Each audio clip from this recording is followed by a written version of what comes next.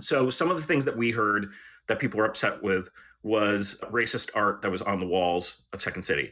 And I at first didn't understand what they were talking about. Our then executive producer, John Carr, and I said, let's go down, let's do an art audit, and let's walk around and see if we can spot what people are talking about. Paul, if you had been with us, you would have been like, no, like you can. Do you remember in the main stage, you've got that Dan Castellaneta as Hitler? You have a photo of Hitler, like a guy playing Hitler. There's no context. If you're a Jewish person, you come in, you just see Hitler on the wall. Oh, that's not good. And then people in sombreros, so many people in turbans, and it's like white people, American Indian headdress. It was like Mike Myers in dreads. It was close to blackface. I can picture all these because I think maybe like it was Jim Zulovic in a sombrero. I remember seeing that. But you're right. Out of context, you walk in and you see Dan Castellaneta as Hitler. I think instantly go, oh, that's from, and I don't remember now anymore what show it was from. But I'm like, oh, that's an iconic show. From which show was it? ¿Quién ese hombre holding up the bottle? Look a little closer, cigar and Moscato. An actor in improv coming from Chicago. Outdoor, make way for Paul Vato. Ladies and gentlemen, welcome to Paul Vato Presents. I am your host, Paul Vato. Today, my very special guest is Mr. Kelly Leonard. He is the creative director of Applied Improvisation at the Second City Works. Is that the title? Yeah, whatever. I've been there a long time. Yes, and that's it. Kelly, thank you so much for sharing a little bit of your time with us here on Fireside. And then I will convert this into a podcast that will hopefully be seen and heard all over the world. So I sincerely do appreciate you being here, and thank you very much. I am happy to be here, and I always need more technology in my life to try to master. I sense that you might be a little sarcastic with that comment because I know every time a new app pops up, I'm like, oh, not another one. But I discovered Fireside. It's owned by Mark Cuban, and it's a great app. It's very cool. I had to do a thing on Substack, and I was like, what? And then I actually deleted my TikTok app. I can't do it. I've decided. I'm sure that people that know TikTok would tell you that you would kill it on TikTok, but it's like anything else. You have to post daily if you're looking to grow your TikTok or Instagram. It's not just kids dancing. Oh, no. It's huge. The wealth of knowledge that you have would really benefit people on TikTok. I think they would love to hear from you. It's another thing that you have to do, so I get it. You only have so many hours in the day, and you have to figure out where you're going to put your attention. It's always such a noisy world that we live in, and certainly the work that I've done both at Second City in improvisation and comedy, but also working with behavioral science community has taught me I really need to focus on where my attention is, and I want that on mostly on other people, friends, family, in nature, and in play. We just we get older, and we have less and less opportunities to play, and that's not good for us. That's great that you would say that. I've spoken to several people, especially from my early days there at Second City and in the Chicago improv scene. And that seems to be a recurring theme. As we get older, we forget that we have to play, that we should be playing. And Del Close used to mention that as we got older, we'd forget to play, and we have to allow ourselves to do that. So thank you for bringing that up, and hopefully reminding the people that are listening to this that you have to play even as we get older. So thank you. Yeah, sure. Let's start maybe at Second City and where you grew up and things like that. And I think I already know the answer. Tell us a little bit about your family and if they were maybe supportive of the career choices that you've made and things like that. I guess let's maybe put it out there. Your father was a Chicago icon, Roy Leonard. I grew up listening to him on WGN. I'm sure that there's a lot of other things. And finally, when I put the two and two together or found out the internet wasn't as prevalent in the 1900s, it wasn't like you could search someone. Would you mind touching a little bit on that and telling us a little bit about your family?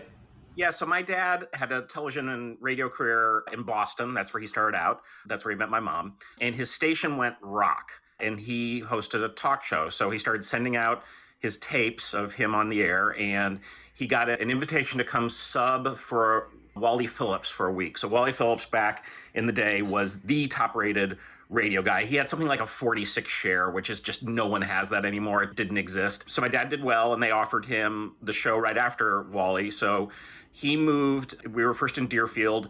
I'm the youngest of 6 kids, so I was a baby when we moved. We were in Deerfield for a year, and then they bought a home in Kennilworth. We were, I think, Jimmy Crane's family were the first Catholics in Kennilworth right before us. We were the second Catholic family to move in. It was very different in those days. Being the youngest of six to a dad who went to a ton of theater and movies and concerts, it was great. I got exposed to so much different culture. And really what was funny is most of my brothers went into very respectable jobs like banking and architecture and newspaper business. And then when I came home after my last day of college and said to my dad, I want to be a playwright, he was like, finally, one of my kids wants to get into the entertainment industry, because that's what he always loved. So no, he was really supportive. And what he did for me, he got me 2 informational interviews. I interviewed with Rock Schulfer at the Goodman, who's the executive director still there, and Bernie Sahlins, who was the co-founder of Second City. He had sold Second City by that time and was building a new theater called the Willow Street Carnival. And Bernie offered me a job on the spot. He said, come work for me. It starts in 6 months, and I'll get you a gig at Second City in the meantime. Well, of course, I thought I was going to be like VP of marketing. So I show up and I'm escorted to the back bar and I'm a dishwasher, which is just a horrendous job. The other guy who got hired the same week that I did was Jon Favreau, the film director. And we both had mullets. That's how I started out. So this nepotism didn't quite work out to your liking right away, if you will, because here you are thinking, oh, I'm gonna go right to the front office, and they're like, get in the back, kid. Yeah, exactly. No, it was terrible. Look, the Second City in those days was filled with alcoholics and sociopaths. So I learned a lot. Mike Myers and Bonnie Hunt were on the main stage. Jane Lynch was in the ETC. Chris Farley had just been hired in the touring company. It was an amazing time to learn, and did not know that Second City created its show through theatrical improvisation. I was aware of improvisation in a variety of other contexts. I was a deadhead. I love jazz. And I did my thesis on the beat writer Jack Kerouac and his spontaneous beat prosody, basically improvisational writing. So I had a yen for that work, but just didn't know how it expressed itself in theater and comedy. And you work at Second City and you get an education of a lifetime figuring out how this stuff works, how it gets put together, how it gets taken apart. I was still writing plays. I moved up to hosting. I then worked in the box office. I left to go work for the Willow Street Carnival, which was a disaster, and it folded. And that's when I came back and worked in the box office and was trying to write that whole time. And then in 1992, out of nowhere, I got offered the job as associate producer of the Second City, and I took it. You truly worked your way up the ranks, and almost rather quickly, because you started there, what, in 88? Yeah. So Joyce Sloan, who was the producer before me, had a series of heart attacks and strokes. And I think she always thought her daughter Cheryl would take over, but Cheryl had left the business by then. And honestly, there wasn't anyone. And I showed up on time. I'm very lucky in that I was in the right place at the right time. Not that it was easy. The first few years were real tough, but I figured out the job, and I think I had a pretty good run. You absolutely did. How long were you there in that capacity? Was there another promotion? And then ultimately... Associate producer to vice president, executive vice president of the Second City. And then I founded a division called Second City Theatricals that did plays and musicals and other kinds of performance pieces that still exists today.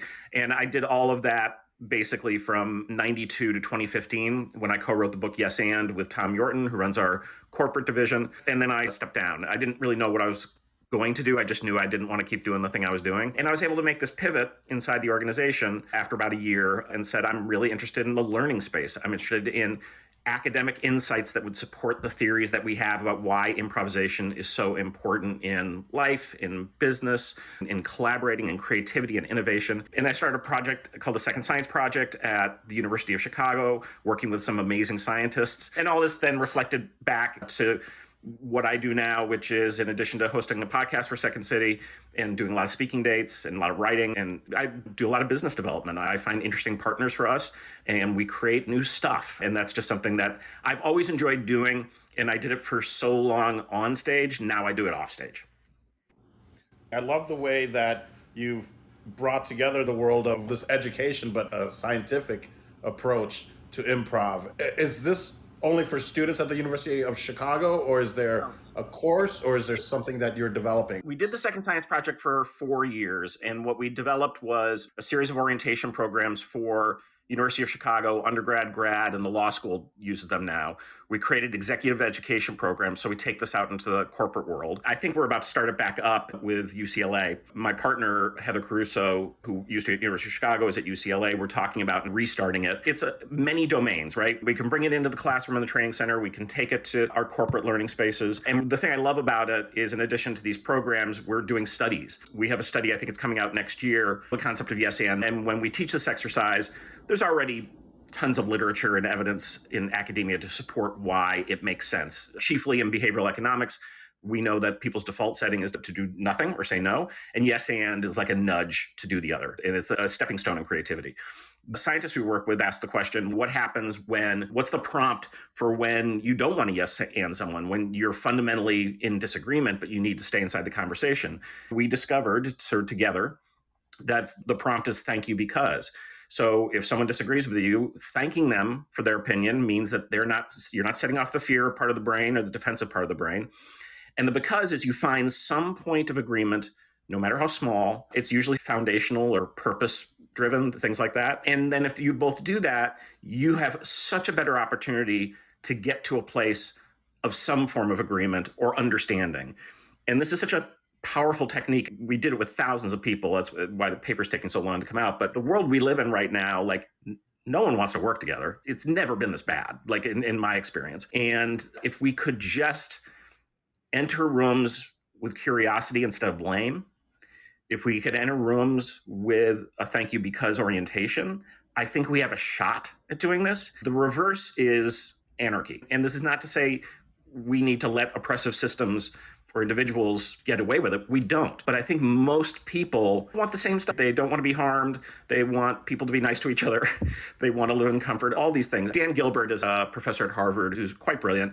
And he says that we share so much more as human beings than we don't, that if an alien came down and met one human being, they'd understand 90% of humanity. So we should be able to do this and not be at each other's throats.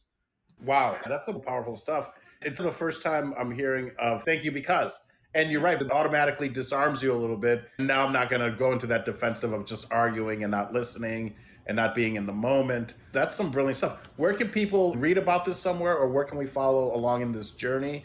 Or you're also available, I would imagine, to speak gigs. And where can people find you, Kelly? What's the best place? They can find me on LinkedIn and Twitter are probably the two places. My podcast drops every Tuesday. We talk with a variety of scientists, academics, creative people, business leaders about these kinds of ideas. I write about them on places like LinkedIn and Twitter. My Twitter handle is KL Second City. Just look up my name on LinkedIn. I'd love people to connect. The Second City gets hired. The Second City Works, which is the B2B arm of the Second City. We do hundreds, like anywhere from 500 to 600 learning engagements all over the world every year. We did the pivot like everyone else did to virtual. We are back live. I'm getting booked like crazy now in live spaces. I think people are realizing what they missed. It was amazing that we could do this. It was amazing that we could make that pivot. There's a lot of stuff about it that's terrific, but there's nothing that beats human beings in a room together. That's 100%. I'm in Vegas right now, and everything is coming back. We have a big cigar convention. I'm in the cigar world as well. Yep. There's a big cigar convention going on right now, and it's so great to see everyone back and in person. And we still have to be careful, I think, but it's so refreshing. I'm glad that we were able to survive and do it through the virtual world. But you're right, we're coming back and hopefully 100%. So that's wonderful. Thank you for sharing that. Greetings, my Vatos Locos, and welcome to another episode of Paul Vato Presents. I want to sincerely thank you for tuning in. People have been asking what they can do to help support our program.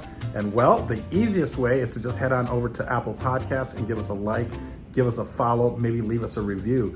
Also, maybe head on over to Spotify and do the same thing. We're on all the podcasting platforms, so give us a like, give us a follow, share it with your friends. You can also head on over to paulvato.com, and from there you can follow us across all social media. There's also a link to our Patreon. So for $3, less than a cup of coffee a month, you can help support our program, and it would be really appreciated. So thank you for your time. And now back to Paul Vato Presents with our very special guest. Thank you.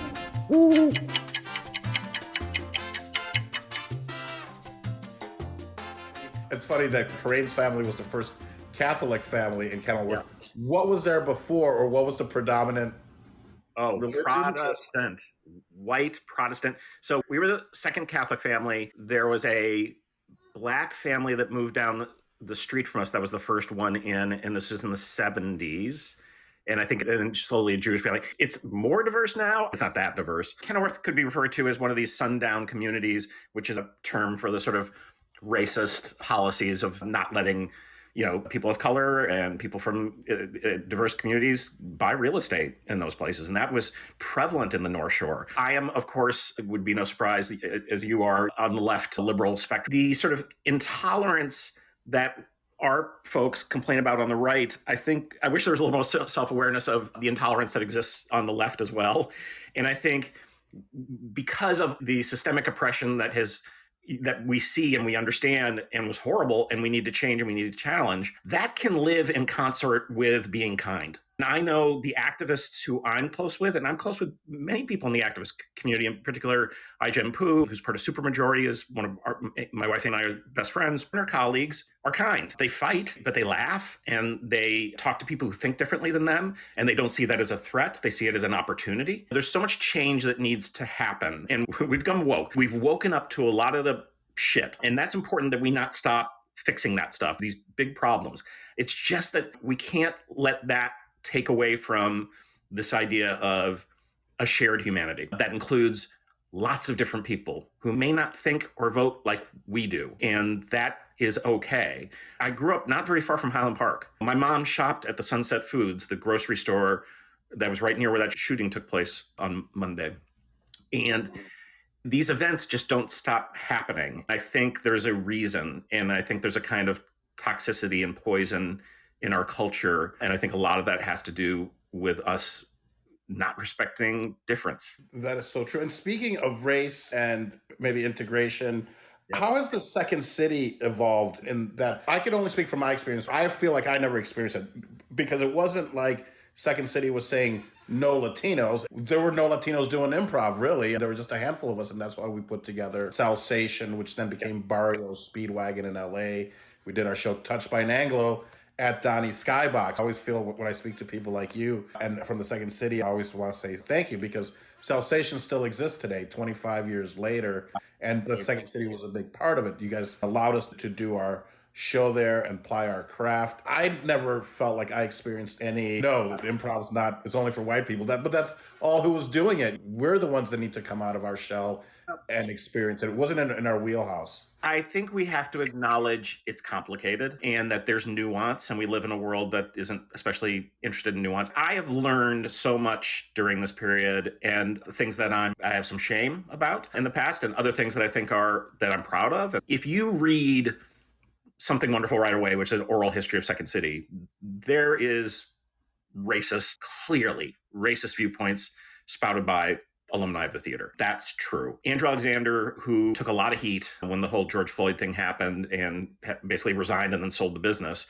he started the first outreach program and put resources and money and personnel towards diversity efforts decades before anyone else in the community was doing that. I think the problem was numbers of people on stage are not enough.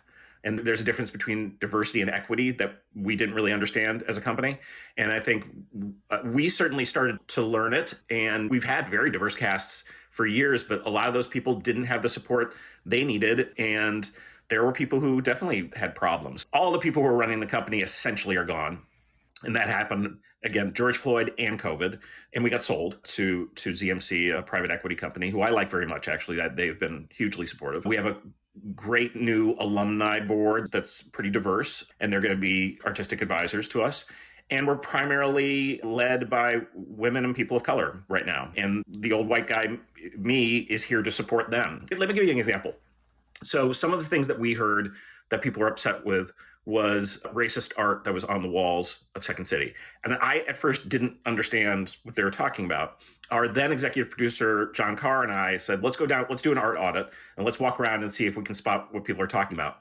Paul, if you had been with us, you would have been like, no, like you get. Do you remember in the main stage, you've got that Dan Castellaneta as Hitler? You have a photo of Hitler, like a guy playing Hitler. There's no context. If you're a Jewish person, you come in, you just see Hitler on the wall. Oh, that's not good.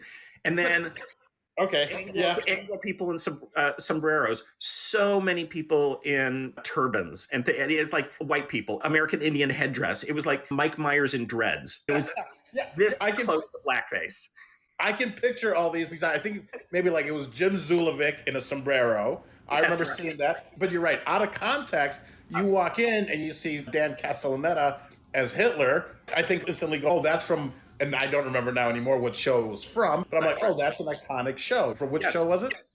I don't know. I can't remember. It was something in the 80s. Jim Zulovic, I still clearly remember him. He's the one in the Mexican sombrero and maybe Sarape. I don't know. Maybe I need to be more woke because I would just remember seeing all those and just thinking that they're art, but instantly tying them into the second city. But I could see where somebody could walk in and go, what the fuck is this? Look, I don't know necessarily that we need to apologize for comedy that hasn't aged well as long as we age well. Like when Seinfeld says he can't tour colleges, I'm like, fucking, why don't try update your act then? And by the way, no one has a problem. Seinfeld doesn't do stuff that people get upset about. The Chappelle thing just drives me crazy. Chappelle is so talented. Like, really, you want to go after trans folks? You think that they're the population that we need to be punching at? Like the suicide rate isn't enough to say to you, maybe find a different target? It doesn't even make any sense to me. You don't have to lose edge. It doesn't mean losing edge. My friend Dolly Chugg, who's a social scientist, says if we could think about diversity, inclusion, and equity like we do our tech, we know our iPhone needs to be updated every few months. So does our language and our ideas. It's just updating. It's not surrendering. That is such a great analogy. It makes perfect sense. There are people out there that are like, oh, no one will ever get me to change. You're like, how can you not evolve? Why are you proud of that? We want to be lifelong learners. Like, you really think you figured it all out? Here's one thing. I'm 55 years old, had a great career, happy marriage, kids, all that stuff, success by anyone's regard. I know nothing. What I have learned is that I know so little that the opportunity for me to learn more, to improve, to make new friends, all that stuff, it increases by the thousands if I express myself with humility when I walk into a room, when I enter a conversation. I learn so much more. I never want to be the smartest person in the room. If I'm that, I'm not learning, and it's a drag. You can learn from anyone. People have amazing stories, and if you give them an opportunity to make space for those stories, your life will be better. 100%. That was one of the things that I always try to incorporate. That's one of the things I learned from Del Close again, which was everyone has a story to tell. Because I remember we did our show that he directed, which was an unauthorized autobiography. That was one of the things, was everyone has a story to tell. And Kelly, I try to do exactly what you're doing. I feel like you can learn from everyone, whether it was growing up in Chicago or then being in LA and then now in Las Vegas, where you meet a cast of characters is the range from the homeless person to the executive casino owner, billionaire. And I try to learn what I can from everybody and be open to that. So thank you for sharing that. What happened to the artwork then that you audited? Took it down and replaced it with less racist artwork.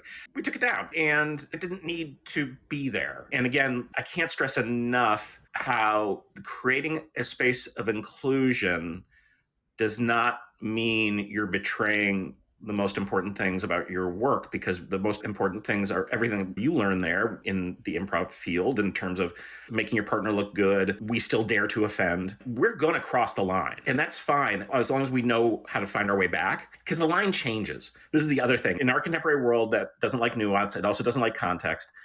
The minute context and nuance, like, they shift all the time. My wife is finishing up her second book. It's on comedy theory, and she talks about the elements of comedy, which include pain and distance and recognition.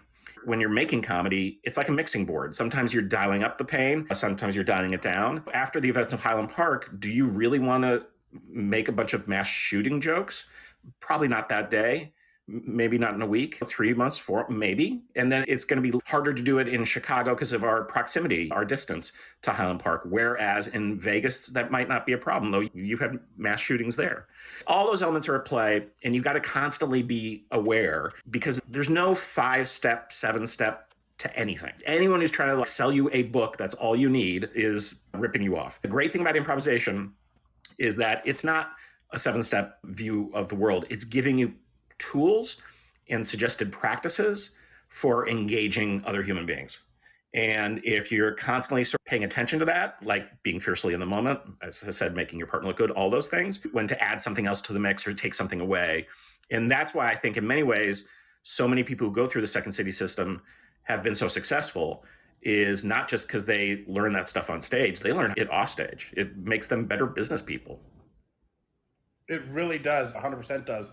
That's something that I wanted to create, which is this improv for executives and corporate people and business people. It was instrumental because my first love is entrepreneurship. I don't think we called it that back then, but I don't know if you know this, but when I was at the Second City and studying improv, I started at Improv Olympic first, rest in peace. I interviewed Brandy Stillwell, and every time she says the IO or Improv Olympic, she always follows it up with rest in peace. She's got a great book out too. She's wonderful. I owned a gourmet ice cream and coffee shop in the suburbs in Geneva, Illinois. It was Oberweis. It was an Oberweis area of Geneva. So that's why my journey to improv started a little bit later. I wanted to learn how to do stand-up, and I wound up at the Improv Olympic trying to learn how to do stand-up. And Sharon was like, we don't teach stand-up, we teach improv. I'm like, I already paid you, so. And then I fell in love with the art form. And then, of course, right after that, discovered Second City. This would have been in like 97. And a year later, after I think getting kicked off of the team at IO, because I wasn't studying again, but I'd already studied with Dell a couple times, I then had the idea of Salsation. And we're like, well, why doesn't Second City have, they've got red co, green co, blue co, why not brown co type of a thing? So we're like, let's just do it ourselves. I feel like all these things that I learned at Second City definitely applied to the business person then that I continued to be. And when I sold everything and moved to LA and just sold cigars to support my acting habit, the power of Yes And is just so powerful. And now that you've taken this whole scientific approach to it too, that really fascinates me, Kelly. That is such amazing work that you're doing. So there's a new project that we're involved in, which touches on everything you're talking about. So I had interviewed Suneel Gupta for the podcast. Suneel is an entrepreneur. The Rise app was his brother is Sanjay Gupta. This book he wrote called Backable was amazing. And I actually gave it to my wife to read, and she loved it.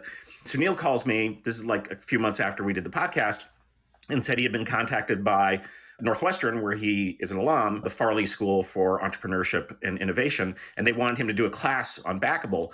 And he's like, I don't think I can do it alone. Would you want to collaborate? My wife is a tenured professor of comedy and improvisation and a Northwestern grad. So I put those two together, and she just finished the class, and it got amazing response because we were bringing Suneel's ideas about entrepreneurship and improv practices to these kids who are maybe going to be engineers and some do startups. Literally, we have a call today, and I was looking at all the feedback from the kids, and they keep talking about how the status exercises, the storytelling exercise, the idea of yes and as a way to get more ideas. This stuff resonated in a way that they were saying they've not experienced in any of their other classes. It was such a great experience to realize, oh no, great practice for being a startup entrepreneur would be putting on a show, because you have to do everything. Yes. You gotta get the people, you gotta market the thing, you gotta name the thing, you gotta do the thing, you gotta figure out how the money happens. It's, oh my God, that is classic preparation for startup culture. If you can put up a show, and some are very successful, some are not, you could definitely create a startup, because that's exactly right. How do you get your audience? How do you market it to them? How do you get them in the door? How do you get them to come back? How do you get that in? Yeah, all of it. It's hilarious. It's like it touches on every fundamental act of beginning a new business. That's it. And I've started a few, but I've also taken over a few, but I also feel like it's a fresh start. If there's anything that you ever need from me, or if I can get involved in any way, I love this whole thing. And that's maybe why, or maybe it's just an excuse why I haven't put anything together, because I feel like there's got to be somebody that's way better at this already doing it. But if I could be involved in any way, I would love to. I'm a brand ambassador for a brand called Owl, 2 W's and 2 L's. It's an app. I may have already sent you the information. I can't remember. We're looking for experts that can answer these questions. And with the kids that you talked about that are the kids, and the college kids that are in the programs, we've had a lot that call us. It's part of their curriculum now to use the Owl app to call us entrepreneurs, or in the different fields, different experts, to ask them questions. They've integrated it into their curriculum. If you don't mind, I'll send you that information, and you can use Vato, all capitals, to sign up, and you'll get $10 to use on the app. And then you can make calls too, because you're an expert at what you do, but maybe Not everything. There's the curse of knowledge is a term that gets used, which is one of the problems that you have when you have a domain expertise is you tend to see every nail with your hammer and not realize that you might need a screwdriver. I get asked to sit on a lot of panels and a lot of these sort of innovation conferences, and they're like, what do you think is the number one stumbling block to innovation? And I always say success. Because once you have a success in an area, you tend to, quite rightly, want to do it again like that, because often you're successful again. That is a law of diminishing returns. You can't find me the person who's doing it over and over again that's actually good. They might be able to sell their 20th murder mystery book. It's not good and it's not innovative and they're not breaking new ground. That's what I would like to do. Like, I don't want to be done at 55. I want to be making discoveries. I want to have excitement and intrigue and all the stuff that everyone else gets to do when you're a young person. If you want to be a lifelong learner, you really do have to exhibit these sort of improv practices every single day, because meaning is made in moments, right? I think we tend to think about meaning and purpose as these huge lofty things, because of course they're very important, but they are applied in how you treat the next person you talk to. I guarantee you, if you're in a bad mood, do something nice for someone. There's science behind that. There is plenty of science behind why we're wired to be connected to each other and to do nice things for each other. I never understood that growing up, which was like, how can giving feel better than getting? But you're right. You give when you gift. How can I help you? How can I be of service to you type of a thing? It really does make you feel better. I'll actually say we don't know each other super well. We've known each other, though, a long time. And I think that's an orientation you've always had. You always seem like you're someone who's trying to bump up other people and serve in that way. And I think that's just a good thing. And if we all do that, guess what? Life's so much better. It's so much better. Then you don't have things like wars. Yes. At the beginning of 2022, I said to myself, this is the year of collaboration. Because I feel like I've always been on my own and it's always been me. It's always been small business. My world just expanded by agreeing, even doing this. I just have this thirst for knowledge and people that I find very interesting, such as yourself and your wife, Anne, which I would also love to talk about Anne a little bit if you don't mind. I've met this wonderful community here on Fireside, Clubhouse, social audio. I'm working on my travel show where I get to meet people. When I come to Chicago, I would love to hang out with you because you're right. We've known each other for close to 30 years maybe, but I've known of you and maybe you've known of me, but we've never had a chance to do this. So thank you to Social Audio and Fireside and all that. Now, maybe the next step is in our relationship, in our parasocial relationship, is that we get to maybe hang out, break bread together in Chicago, which is my travel show. I think Favreau had a dinner for 6 or something. Yeah, so it's so funny the way everything full circle. But I do owe your wife a big debt of gratitude. And this came up. I just interviewed Jim McCaffrey, who I believe he and I were maybe in level 2. I think we figured it out. We were level 2, and I think Anne was our teacher there at Second City, and she was wonderful. I've always had this weight issue, and even back then, and imagine how much more difficult when you own an Oberweis dairy ice cream shop. When I bought it, I was 200 pounds. When I sold it 7 years later, I was 300 pounds. So I gained 100 pounds in 7 years because of this delicious ice cream. And anyone that's from the Chicagoland area would instantly know what I'm talking about. Apparently, I was doing a keto diet and was like, what are you doing? Because I was eating pork rinds by the bagful. And she was like, those are not good for you. What are you doing? Apparently, I said something to the effect, I've lost 8 pounds. It was something that came up with Jim McCaffrey and I. So I wanted to thank your wife, Anne. I don't know if she's there or not or wants to come on. She's at Second City teaching right now. She is? Okay, wonderful. Do you want to talk a little bit about your family, a little bit about Anne and what her role is and maybe even how you guys met? Was it at Second City? It was. Anne was running the box office when I got hired as a dishwasher. And then when I left and came back, I was about to get married, not to her.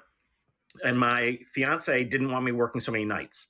So Anne, I went to her and I'm like, hey, do you have day box office shifts open? She knew that Joyce, who was running Second City, liked me. And this was very crucial, Paul. If Joyce didn't like you, you were done at Second City. And if she did like you, the gifts were many, whether it's opera tickets or Cubs tickets or meals or whatever. She was very generous with the theater's money. Anne had the great idea of I would work Monday, Tuesday, Wednesday, Thursday during the day. She would work during the evening, and I'd just work one night a week on Friday night. Anne was about to get married. Anne Libra, my now wife of of 25 years, caught the bouquet at my first wedding. Yeah. Oh, okay. I see how this works. And then I went to her wedding because we're all friends. And then both of our marriages fell apart about a year and a half later. And we started dating and very quickly realized that we had found the right one. I literally asked her to marry me at Stephen Colbert's rehearsal dinner on the dance floor. She said yes. Wow. Yeah. What a great story. What a great romantic story. Maybe this is a hard question. So, did you almost instantly regret getting married? And did she maybe feel the same? First time, yeah.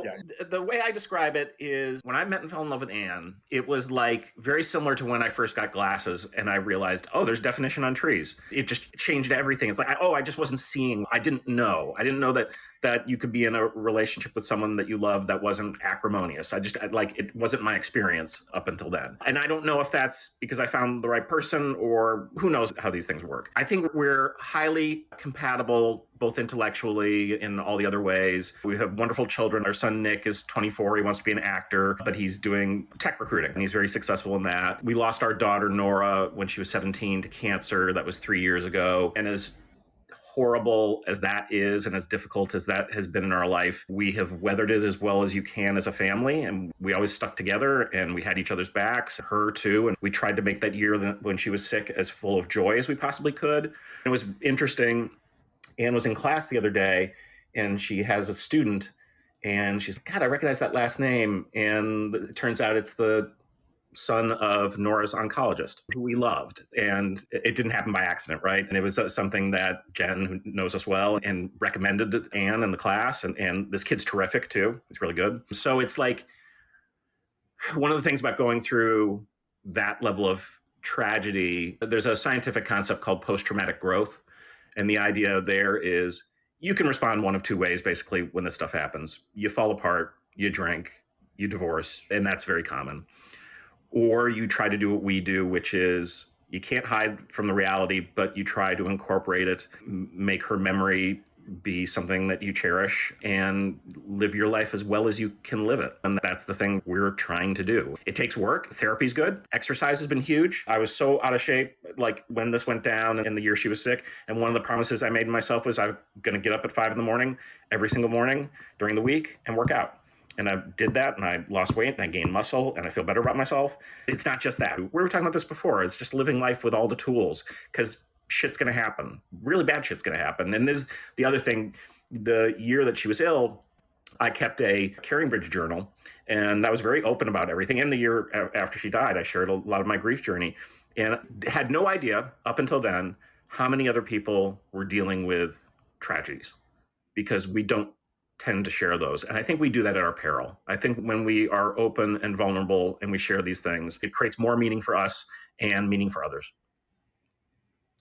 It really does. And it really hit hard, Kelly. Thank you for sharing that and being so open and sharing. I remember when you guys were going through that and it was just, I was like, it's unfathomable to me. I don't even know what to do or say, or if there's anything that somebody can do or say. I don't even remember if I reached out and, because it's just, I can't even relate to this. I think the key is just be prepared to show up. If you're prepared to show up, some people might want to talk, they might not want that. But if you make yourself known that you're there if they need them, and so many people did that for us. We had a thriving community that was rooting her on and that she felt. We had friends who pulled so many favors to get, like Hillary Clinton tweeted at her. Oprah Winfrey sent her a whole giant package of swag. The cast of Friends made videos and Grey's Anatomy because that's what she was watching. And we're lucky because we're friends with Tina Fey and Stephen Colbert and Steve Carell and all these mega celebrities. It wasn't just that. It was also like school kids from across the world. But that only happens if you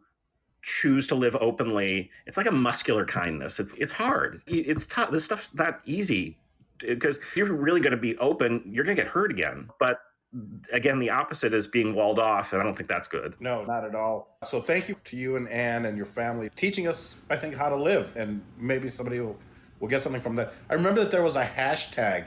What was the hashtag? And then maybe you also formed some kind of a charity in her name, or is there... It was hashtag Team Nora. Still use it on occasion. What happened was both my kids went to Chicago Waldorf School, and they had moved into this new location and had this beat up side yard. And the school approached us and said, look, we're going to turn this into a park and we want to name it after Nora. You can go to the Waldorf School at Ashland and Foster in Chicago. And Nora's Sun and Moon Garden is this amazing space with all these sort of hidden Easter eggs with her name on it, and wood and steel sculptures and things to climb on. And people donated so much money to this thing. They raised millions of dollars in Nora's name. It's funny. It's literally on the drive where I go to therapy every Thursday. So there's something both sad and lovely about being able to look over there and know her memory is alive with all these children who are doing what Waldorf calls risky play.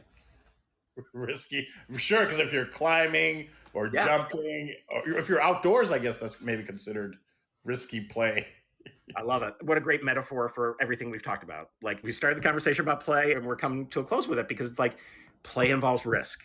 And in an improv, you learn to take risks and you learn that you're going to fail and you get back up. That's what you do. I believe it was, and please correct me if I'm wrong, but that there is no innovation in success. We need failure in order to grow, and we need to fall down and get back up and do it a different way. And that's exactly the way business is. You're like, well, that didn't work. Let's try it this way. And you're right. After a while, you rest on your laurels and you're like, all right, I got this. And it's easier and it's done, but then you're not growing. You're not bringing it to that next level. Yep.